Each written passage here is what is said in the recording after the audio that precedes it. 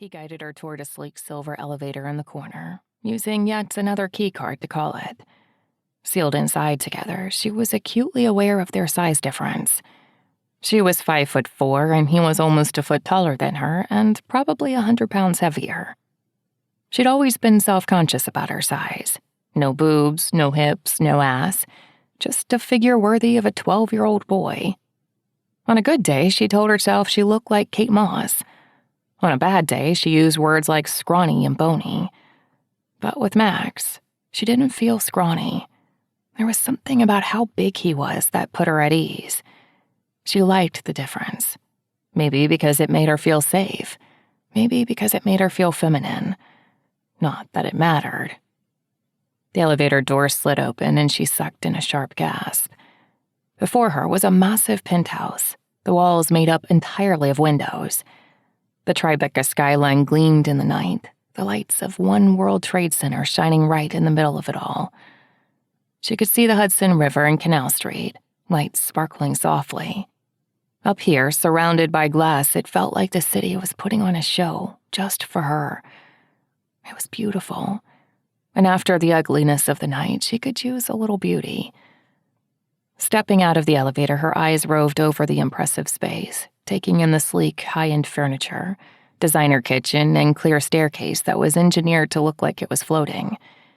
It was minimalistic and pristine, like something out of a magazine or design show on TV. As gorgeous as it was, it didn't look like anyone actually lived here. It was closed off, revealing nothing, just like its owner. "Do you want something to eat or drink?" asked Max hesitantly from behind her.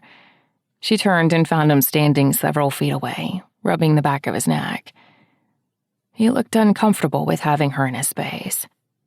Maybe coming here had been a mistake. Maybe she should have just stayed with Lucien instead of encroaching on Max's space. She wondered if his offer had been a token gesture, not something she was supposed to agree to. Some water would be good. Thank you." Her mouth and throat were dry, almost to the point of pain. He nodded and headed toward the kitchen, opening the fridge and pulling out a bottle of expensive water imported from Iceland. She took the bottle from him and sank down onto the couch. Now that she was truly safe, out of harm's way, an echo of the sheer terror she'd experienced passed through her, and her hands started to shake. She tried to get the cap off the bottle, but couldn't seem to get her hands to cooperate. Max sat down beside her, perched on the edge of the couch, looking as though he was ready to leap away from her at any moment. Without asking, he took the bottle from her and opened it, then handed it back. She took a long drink, the cool water soothing her throat. Tastes very Nordic," she said, trying to smile. Her cheek twitched and then fell. Nope, she didn't have it in her right now. "Are you okay?" he asked, and then closed his eyes and turned his head slightly, as though realizing what a stupid question that was.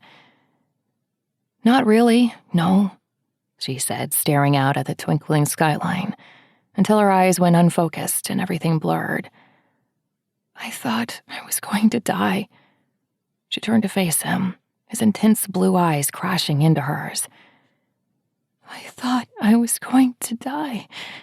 Her voice cracked and broke on the last syllable, and the sob she'd been holding back burst out of her.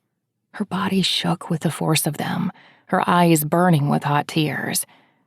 She sucked in a shuddering breath, and then Max wrapped his arms around her, pulling her close.